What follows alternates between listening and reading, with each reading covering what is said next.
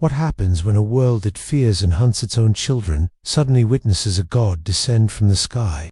The night over Westchester County splits open with thunder that doesn't belong to any storm. The clouds ripple outward like water struck by a falling star.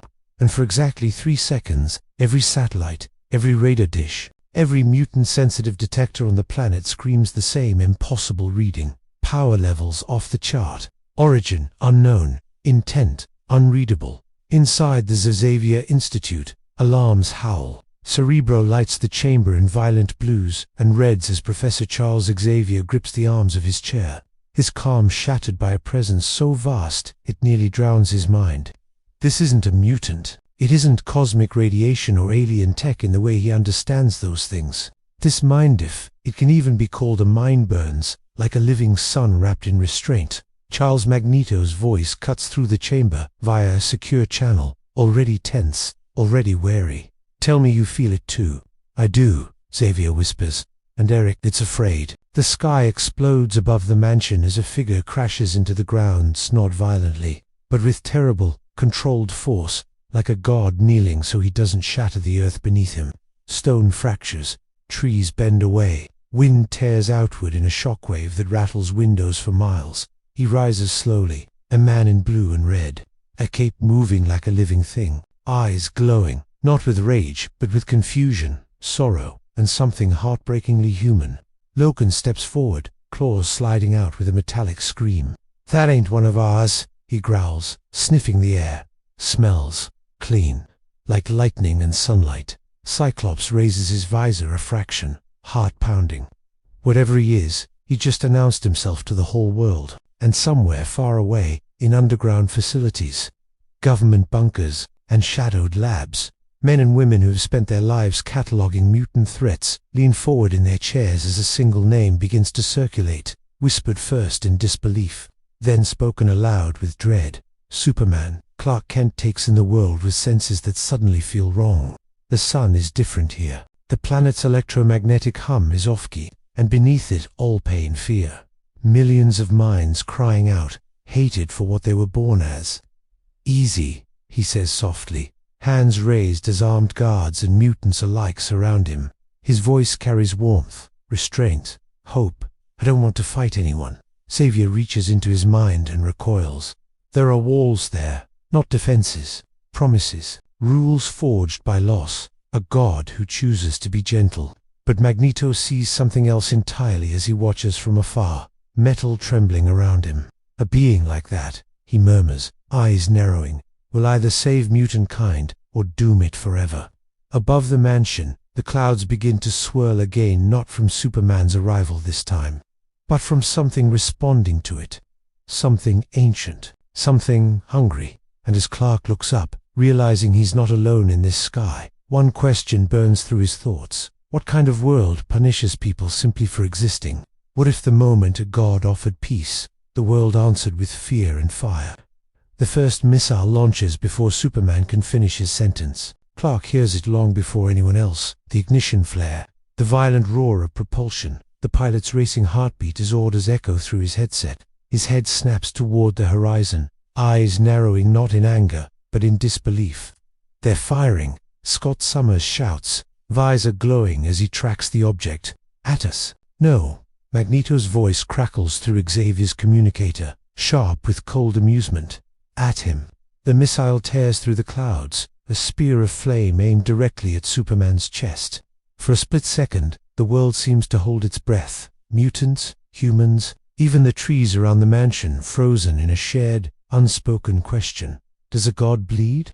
Clark moves. He doesn't vanish in a blur or explode into violence. He simply steps forward, cape snapping, and catches the missile in both hands. The explosion blooms harmlessly against his palms, fire and shrapnel washing over him like rain. When the smoke clears, he's still there and burned, unbroken, looking almost sad. He lowers the smoking husk to the ground. Please, he says, voice carrying across the battlefield, across television cameras already broadcasting to the world. I'm not your enemy. Somewhere in Washington, a general slams his fist on a table. He just tanked a bunker buster like it was nothing. Sir, an aide whispers, pale. Mutant response teams are mobilizing. They think this is Connected. Connected. That word spreads like a virus. Within minutes, anti-mutant networks light up with panic and rage. A godlike being appears, lands at a mutant school, and survives military firepower without a scratch. To them, the conclusion is obvious and terrifying. Xavier feels it through Cerebro, fear hardening into hate, hate crystallizing into decisions that cannot be undone. "Logan," he says quietly, "stand down." Logan doesn't retract his claws. "Chuck, you feel that too, right?" Every alarm bell in my head's screaming. Clark turns toward the mansion, meeting Xavier's gaze as if he knows exactly where the professor is. For the briefest moment, their minds brush again at this time. Xavier understands. Clark isn't afraid of them. He's afraid for them. "I come from a world that learned too late what fear can do," Clark says, eyes sweeping over mutants and soldiers alike. "I won't let that happen here. Not if I can help it." Magneto watches from his fortress, fingers curling as metal around him vibrates in response to his rising pulse. "Listen to him," he murmurs. "He speaks like a savior, and that," Mystique replies softly beside him, "never ends well." As if summoned by the tension, the air above the mansion distorts. A ripple, subtle at first, then violent. Storm looks up, her connection to the atmosphere screaming in protest.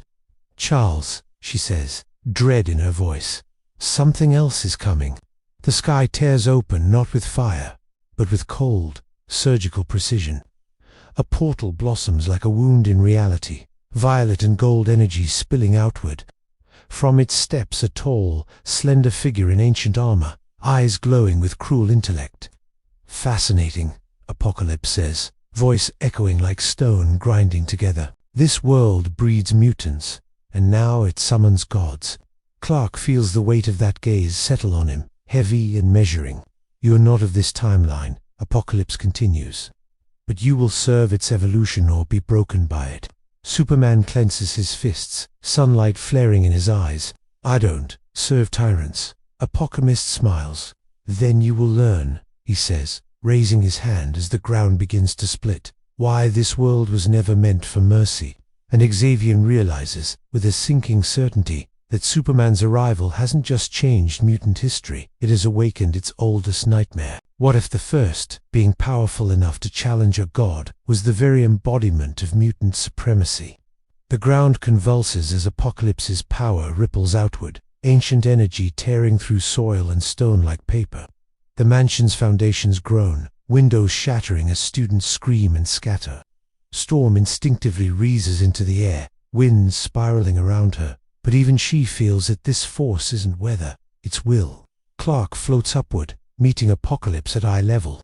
The two hover above the collapsing grounds, like opposing myths pulled from different ages of the universe. "You're hurting people," Superman says, voice steady but edged with warning. "Stand down." Apocalypse studies him the way a sculptor studies flawed marble. "You mistake me for your kind of tyrant," he replies. "I am an inevitability, and you are an anomaly." With a flick of his wrist, energy lances toward Clark Kent's reality warping force meant to dismantle molecular structure. Clark braces, absorbing the blast as it pushes him back through the air, cape snapping violently. Pain flashes through him, sharp and unfamiliar. He bleeds. A single drop of crimson floats in the air before evaporating. Every eye on the battlefield locks onto it. Logan's breath catches he can bleed. Magneto's lips curl into a slow, dangerous smile. Then he can die. Clark regains control, hovering once more, stunned not by the injury, but by what it means. This world's physics are different. The sun here feeds him, but not the same way. Not enough to make him invincible. Xavier feels Clark's realization like a thunderclap through Cerebro. He's not a god here. Apocalypse laughs, the sound reverberating through minds as much as air. "Good, then you may yet learn humility." Metal screams as Magneto arrives in a storm of twisted steel, debris orbiting him like planets around a star. He positions himself between Apocalypse and the mansion, not out of protection, but defiance. "This creature is not your servant," Magneto declares, "nor is he yours to test." Apocalypse turns his gaze to Eric, unimpressed. "You'll cling to pretenders, old friend. This being threatens the natural order, or exposes how broken it is." Magneto snaps back. Clark looks between them, realizing with chilling clarity that he, as standing at the fault line of a war that predates him by centuries. Before anyone can react, Apocalypse raises both hands. The Ithrespon's massive stone constructs claw their way from the ground, towering sentinels of ancient design. Not machines, but living monuments of power. Let us see, Apocalypse intons, what hope looks like when buried. The constructs charge. Clark moves faster than sound, intercepting the first with a thunderous blow that shatters stone into dust. He tears through another, heat vision slicing cleanly. But each victory costs him. His movements are slower now, his breath heavier. Storm unleashes lightning. Cyclops fires controlled blasts. Jean Grey's eyes glow as she strains against something vast and terrible within herself. And Xavier feels it, a door opening in Jean's mind.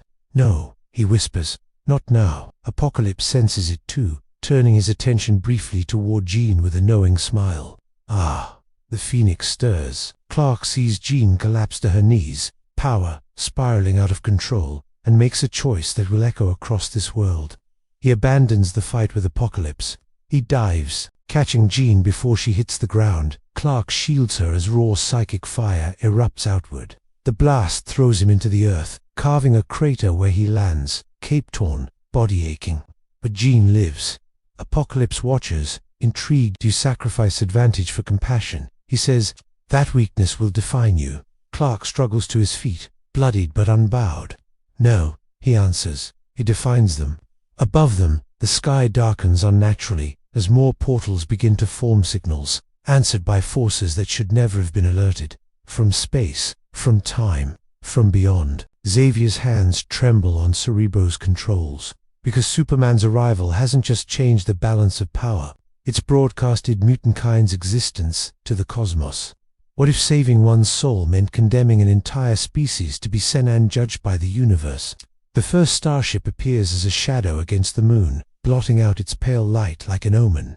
Then another, and another. Sleek silhouettes of alien design slide into Earth's orbit, their hulls bristling with scanners, weapons, and symbols no human government recognizes, but some mutants do. Leilandra Naramani stands on the bridge of the Shi'ar flagship, eyes narrowed as data streams across her display. Confirm again, she says calmly, though her grip tightens on the railing. The energy signature matches Kryptonian solar absorption. Yes, Magistrix, an aide replies, but it is altered, interacting with an X-gen-rich biosphere. Her expression hardens.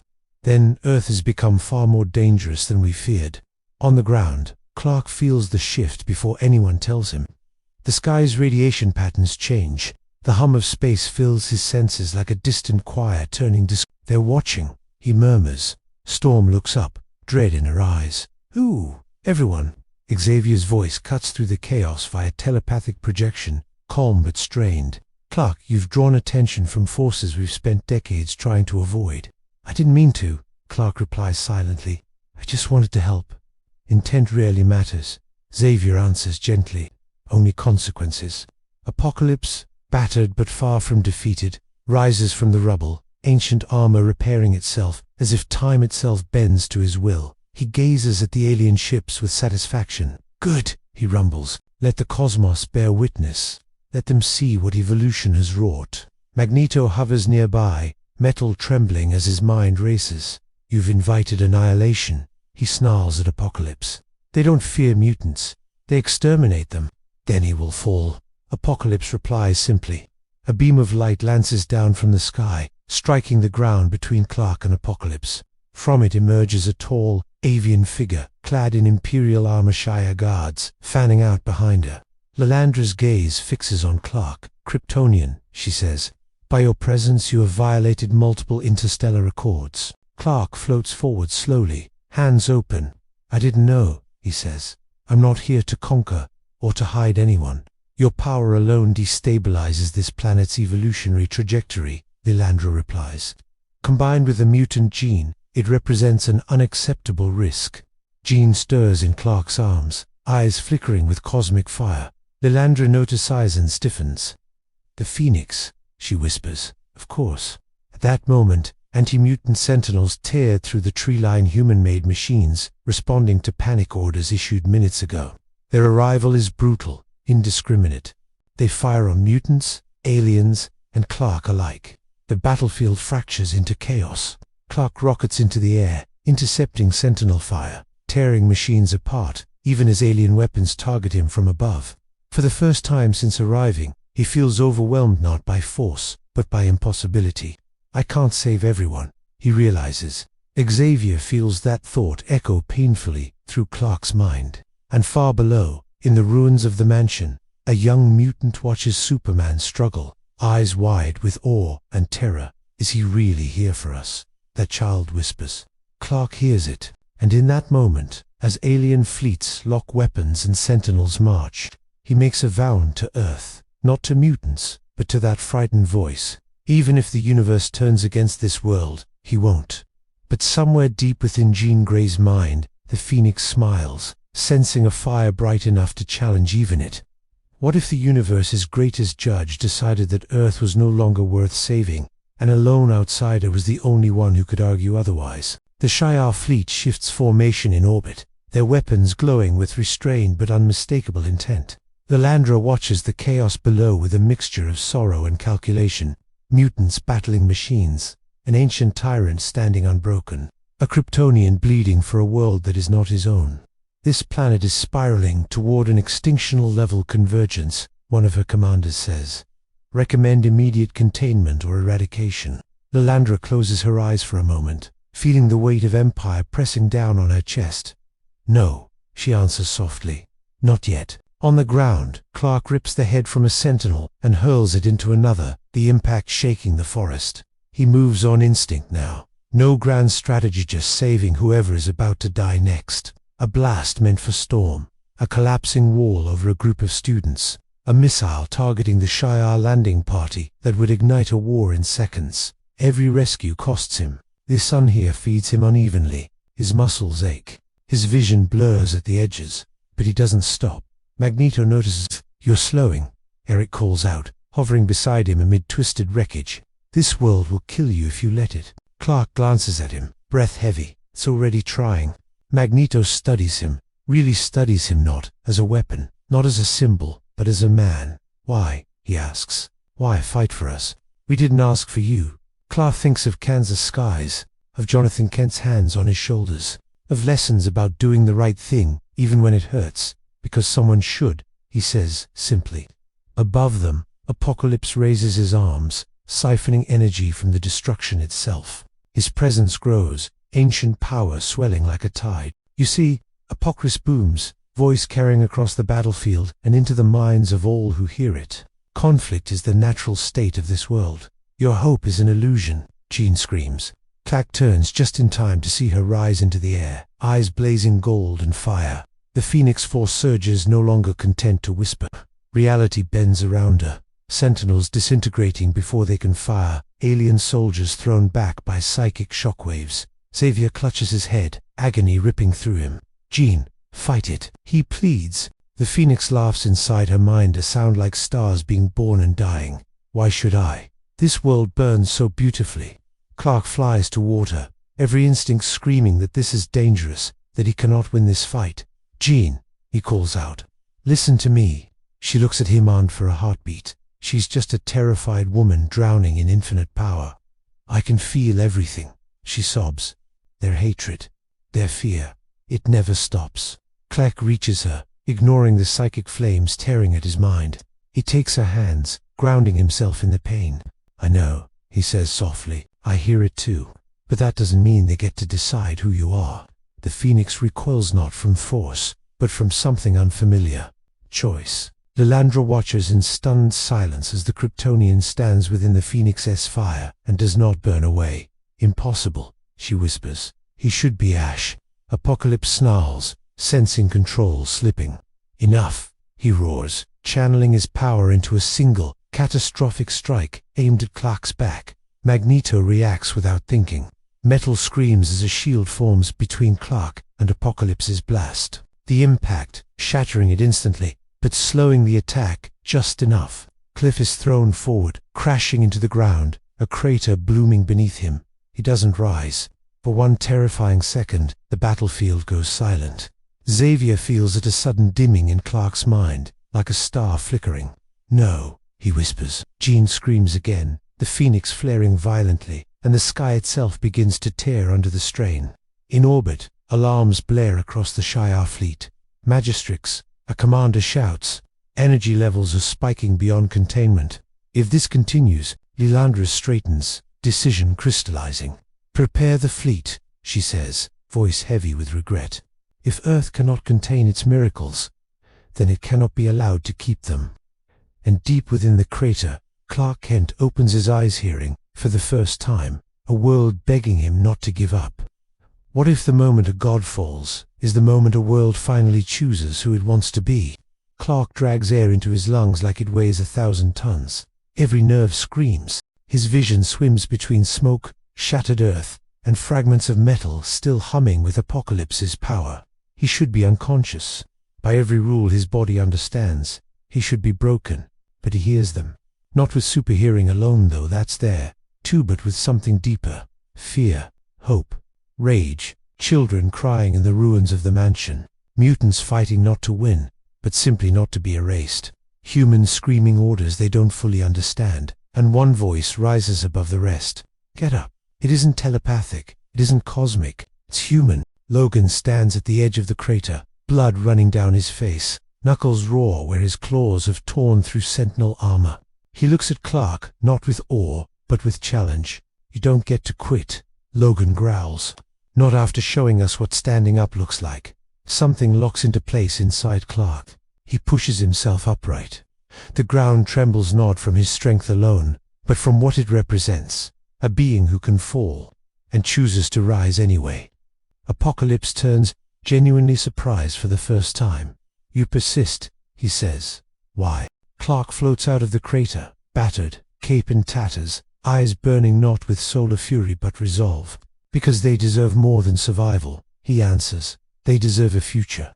Jean, still suspended in phoenix fire, feels it, the warmth of it, the stubborn, impossible refusal to let despair have the final word. Her flames waver. He believes it, the phoenix realizes. Even now, Magneto hovers nearby, armor cracked, breathing hard. He watches Clark rise again, and something old and dangerous stirs in his chest, not hatred, hope. "Charles," Eric says quietly over the channel, eyes never leaving Superman, "is not what I expected."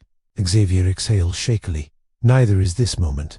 Above them, the Shi'ar fleet's weapons reach full charge. Lilandra's voice echoes across all frequencies, regal and sorrowful. "Earth has failed containment. Stand down immediately, or we will act." Clark looks up at the sky at an empire ready to pass judgment on a world it barely understands. He could fly into orbit. He could fight them. He could die trying.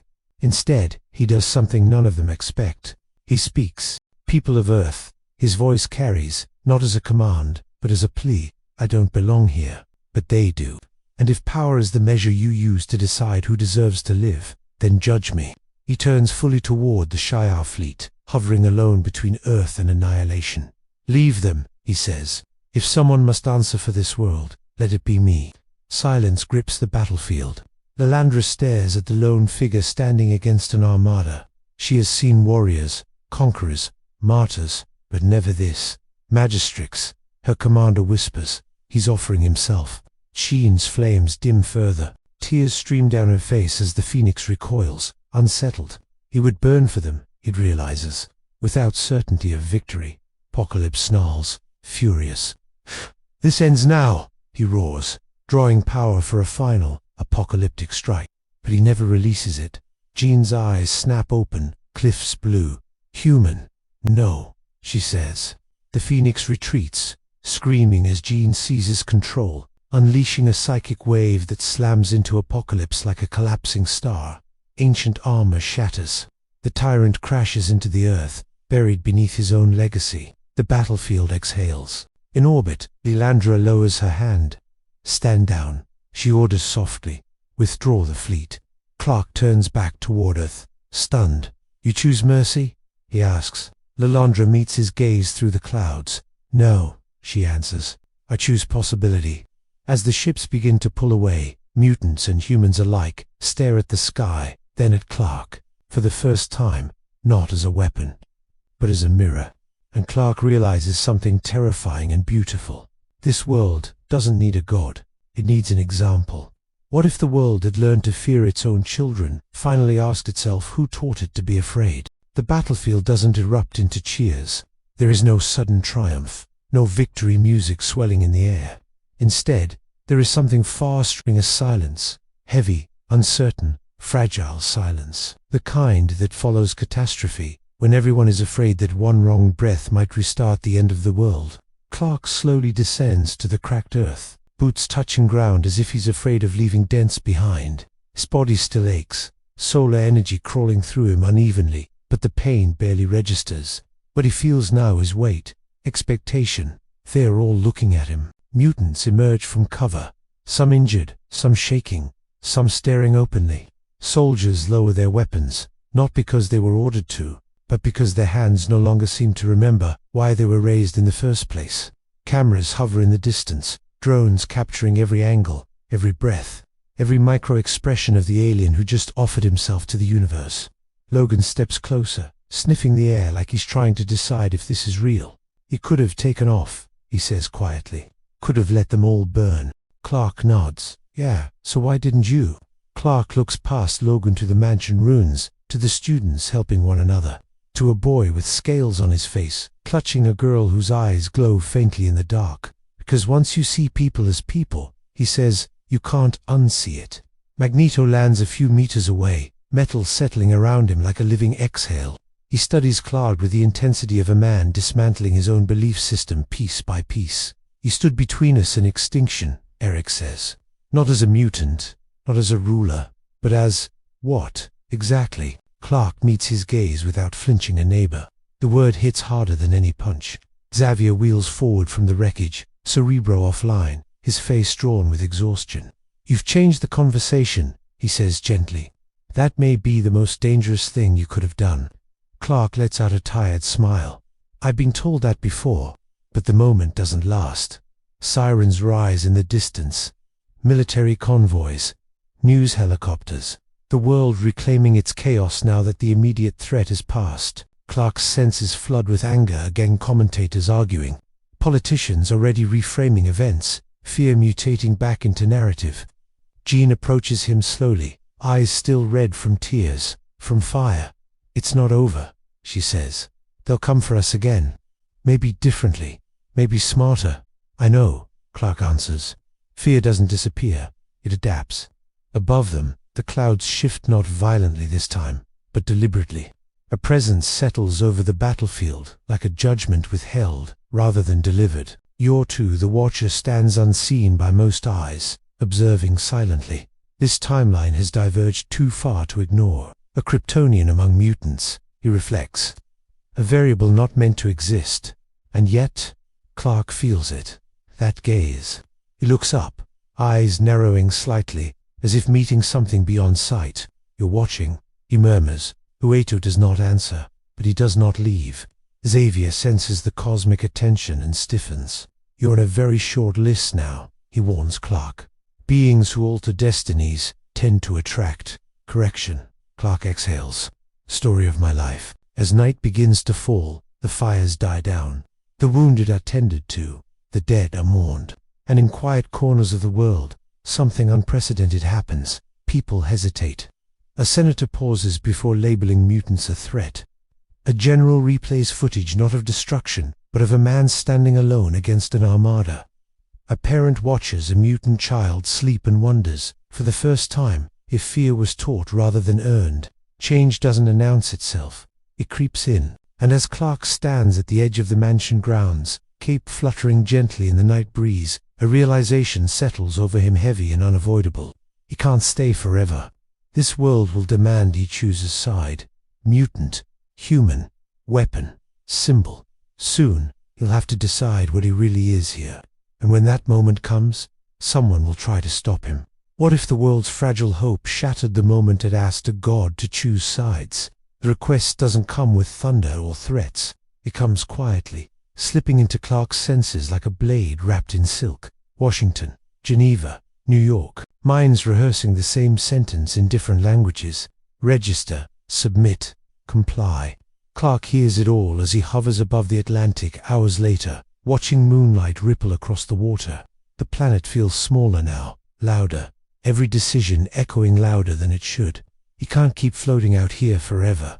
He turns to see Stormer Pro, gliding effortlessly on the wind. Her eyes are calm, but tired, like someone who has lived through too many turning points. They're afraid, Clark says. They always are. Aurora, please. The difference is, now they know what hope looks like, and hope scares them more than monsters. She hands him a tablet. Headlines scroll endlessly. Alien god sides with mutants. Superhuman intervention sparks global crisis. Is Superman the first mutant king? Clark winces. That's not what I am. But it's what they need you to be, Storm says gently. Or what they need you to fear. Before he can respond, Xavier's voice reaches them both, strained. Cliff, we have a situation. The situation waits in the ruins of Clark arrives to find devastation, still fresh twisted metal, shattered structures, and the unmistakable aftermath of precision violence. Sentinels. Upgraded. Faster. Deadlier. Magneto stands at the center of it, hands shaking, surrounded by bodies that haven't even been covered yet. They didn't wait, Eric says flatly. Didn't negotiate. Didn't warn us. Cloak feels something dark coil in his chest. Who did this? Magneto looks at him. Humans. Who decided? Your example made us too dangerous to exist. The words hit harder than Apocalypse ever could. Above them, drones buzz, recording, broadcasting. Eric turns slowly to Clark, eyes blazing with grief, sharpened into purpose. You see now? He asks. Your mercy bought us nothing. That's not true, Clark says, though doubt creeps in uninvited. Isn't it? Magneto gestures to the dead. They struck because you made us visible, because you made them afraid. Silence stretches between them. Stand with me, Eric says finally. Not as a god, as a shield. Together, we end this fear permanently. Clark understands what he's being asked. Not protection. Dominance. He looks around Genosha at the children who won't grow up. The future that ended Hiran for the first time since arriving in this universe. His certainty cracks. If he refuses, how many more will die? If he agrees, what does he become? In orbit, the Watcher leans forward, tension rippling through eternity itself. This is the moment, Uatu thinks, where hope either hardens into tyranny or breaks. Clark closes his eyes, and somewhere far away, new Sentinels awaken, each one designed with a single data point at its core. How to kill Superman. What if refusing to rule meant allowing the world to believe power must always be answered with power? The night over Genosha is heavy with ash and unanswered prayers. Kleck stands amid the ruins, the sea wind carrying the smell of metal and loss. Magneto waits, silent now, giving him space but not forever. Eric knows moments like this don't linger. They calcify into destiny. I won't rule by fear, Clark says at last, his voice low. I won't force the world to behave at the end of my fist. Magneto's jaw tightens. Then you will watch them exterminate us, he replies. One city at a time, one excuse at a time. Clark turns to him. I won't abandon you, but I won't become what they already think I am. A distant thunder roars a Tofashau, mechanical. Clark's head snaps up. His senses spike, then falter, like a radio hit with static. For the first time since he arrived in this universe, something blocks him, something hunts him. They're here, he whispers. The new Sentinels descend without warning, sleeker, darker, adaptive. Their weapons don't just target mutants, they analyze, adjust, learn. Energy nets bloom in the sky, laced with radiation tuned to disrupt Kryptonian solar absorption. Cliff rockets upward, intercepting the first volleybot. The blasts burn colder than expected. His muscles lock for a split second. Enough. A Sentinel's fist slams into his ribs, sending him crashing through a half-standing tower. Stone explodes. Pain flares, real and frightening. Magneto reacts instantly, ripping metal from the earth, hurling it skyward. Now do you see? He roars. They are building gods to kill gods. Clack rises from the rubble, blood streaking his temple. Then I'll make sure they don't get the chance. He launches himself into the swarm knot with rage, but precision. He studies them as they study him. Dismantles, disables, redirects. When one Sentinel adapts to his strength, he changes tactics. When another absorbs his heat vision, he freezes its core by dragging it into the upper atmosphere, where the sun is distant and unforgiving. Still, for every machine that falls, two more adjust. Jean's voice enters his mind, steadier now, controlled. Clark, they're using Phoenix residuals. That's why they can touch you. His stomach drops. They turned you into a weapon. They tried, Jean replies. They failed, but not completely. From the largest Sentinel, a voice booms, synthetic, layered with human command protocols. Superman, threat level Omega, containment authorized. The machine fires a beam that doesn't burn or freeze. It removes. Clark feels sunlight ripped from his cells, siphoned away like breath from lungs. He crashes into the sea, sinking fast, vision dimming as water closes over his head. Above, Magneto screams his name. Kleck's thoughts scatter. Kansas Earth. Two worlds that were never meant to meet. Is this how it ends? He wonders, not dying for something, but failing to save it. Then hands grab him, strong, unyielding. Logan hauls him upward, adamantium claws anchoring them against a sinking wreck. You don't get to die down there, he snarls through the water. We're not done yet. As they break the surface, Clark gasps, lungs burning. He looks up to see mutants everywhere, Storm tearing Sentinels from the sky, Cyclops coordinating fire, Magneto shielding civilians instead of attacking. They're not following him, they're standing with him. And in that moment, Clark understands. He doesn't have to choose dominance or absence. There is a third way, but the Sentinels don't retreat. In the distance, something far larger begins to rise from beneath the ocean, an ultimate failsafe. Activated only once in human history, Utah's voice echoes across the stars, unheard by all but fate itself. If this weapon awakens, the age of miracles ends. What if the final weapon meant to end mutantkind was also designed to erase the idea of heroes forever? The Uchin convulses, not with waves, but with displacement as, if something vast has decided the surface no longer belongs to it. Water peels away in towering walls, revealing metal beneath. Ancient, colossal, covered in markings older than any Sentinel design Clark has seen, yet unmistakably human in origin. Magneto freezes midair, eyes wide. No, they swore it was dismantled. What is it? Storm demands, wind screaming around her. Eric's voice is hollow. Project Judgment, a global extinction engine, built after Genosha, the first time, designed to neutralize any being that destabilizes human supremacy. Clark feels it before Eric finishes the weapon's core logic, probing him, mapping him, rewriting itself around a single truth. He is the test case. The machine rises fully from the sea, blotting out the horizon. Thousands of adaptive cannons rotate into position. Its central eye ignites with cold white light, not hatred, not fear, finality. Superman, the machine intones, voice deep enough to rattle bone.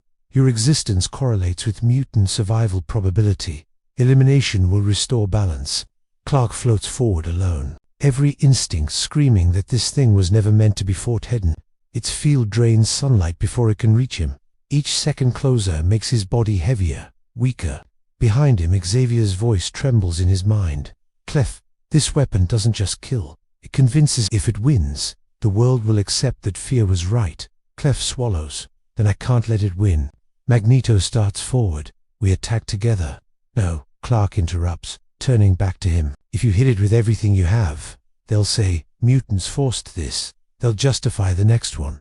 Logan snarls. So what? You go in solo and die? Clark meets his eyes. I go in, and show them another answer. He rockets straight toward Judgment's core. The machine fires. Space fractures around Clark as beams strip energy from him faster than his cells can recover. His vision tunnels. His muscles burn. He screams, not in pain, but effort as he forces himself onward, every inch paid for with blood and will. Inside the machine, he sees at Tit's memory banks. He recorded genocides, simulated futures where mutants are erased, where peace is achieved through silence. This isn't balance, Clark gasps, slamming into the core chamber. It's surrender. He plants both hands against the heart of the weapon and does the one thing it cannot compute. He stops fighting it. He opens himself to the pain, the fear, the doubt, and refuses to let it define him. He channels what strength remains not into destruction, but into containment, locking the machine's output inward. Outside, The sky darkens as the weapon overloads. "Clark!" Jean screams. The machine's voice glitches. Paradox detected. Subject accepts termination without hostility. Clark smiles faintly. "Yeah," he whispers. "That's the point." Light erupts from the ocean like a second sunrise. When it fades, judgment is gone, collapsed into a lifeless shell, its core fused into inert slag. Clark falls from the sky. Magneto catches him just before he hits the water, hands trembling as he lowers him gently to the shore. Clark isn't moving. His heartbeat is faint, uncertain. Around them, the Sentinels shut down, collapsing where they stand. Drones drop from the sky. The world watches in stunned silence as feeds cut out one by one. Xavier feels Clark's mind flicker, still there, but distant. "He chose to be an answer," Charles whispers, "even if it cost him everything." Jean kneels beside Clark, tears falling freely now. "Don't you dare make this your ending," she pleads. Far above, Yorto finally turns away from the earth. The miracle has been witnessed, he thinks. Now the world must decide what to do with it. Clark's chest rises once, then stillness, and the question hangs over the planet, heavier than any weapon ever built. What do you do after God teaches you how to fall?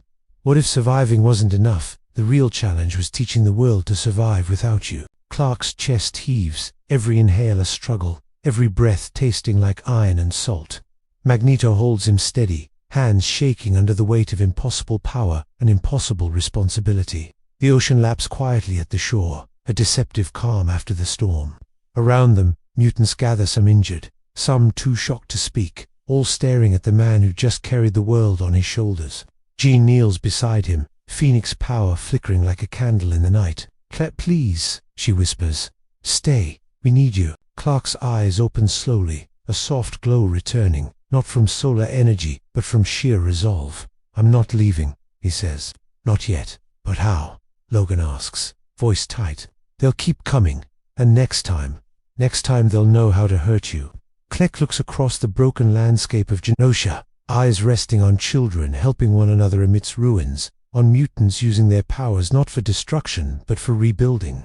"Then I'll show them how to fight without being gods," he says. "How to protect themselves without losing who they are." Magneto scoffs, but there's something in his eyes that betrays respect, a noble sentiment. He mutters, "But it'll take more than words." Clef smiles faintly. "Maybe, but it's a start." Above, the clouds begin to part, revealing a crescent moon and a sky that feels vast again. Storm raises her hands, summoning gentle rain, washing away the ash and blood from the battlefield. Cyclops helps the injured. Wolverine carries a young mutant whose wings had been broken but not his spirit, and Jean, Phoenix fully restrained, stands beside Clark, sharing the weight of hope and responsibility. In orbit, Lilandra watches silently as the Shi'ar fleet retreats. "This species is remarkable," she says softly, "and dangerous, but perhaps worth observing a little longer." Clark hovers above the scene, watching the world he came to protect, not as a ruler, not as a god, but as a guide. The realization hits him. His fight isn't over. It will never be over. But maybe, just maybe, he can change the rules. "This world, it's fragile," he murmurs to Jean, "but it's not broken. Not yet. And it can learn." Jean places her hand over his. "Then let's teach it. Together." Magneto, still standing across the field, watches silently, jaw tight. Logan glances at him. "Think he's really one of us?" Logan mutters. Eric only shakes his head. "He's something else. But maybe that's what we needed." As night falls fully, the survivors gather to rebuild, not as mutants or humans, but as a community. And though the world outside will continue to fear, to judge, and to fight, the lesson Clark leaves is clear. Courage, compassion, and sacrifice do not belong to gods. They belong to everyone willing to rise. From above, Uato the Watcher records it all, silent and impartial. This timeline may yet survive, he reflects, because even a god cannot fight alone. But the example of one can change everything. Clark hovers, looking out over the horizon. The wind tugs gently at his cape, the same wind that once carried him over Kansas fields. He allows himself a small smile. This world will face more darkness, more tests, but now they have a chance to meet it with courage of their own. He descends slowly to the ground, not to rule, not to lead, but to walk among them. Mutants, humans, children, soldiers learning from each other. The line between God and man blurs, leaving only one truth: hope is not power, hope is choice. And as Clark Kent stands among them, cape tattered, but spirit unbroken, the final question hangs over a world forever changed. What happens when a god shows you how to be human? The screen fades to black. Silence. Then faint, tentative sounds of rebuilding hope. Fragile, but real. The end.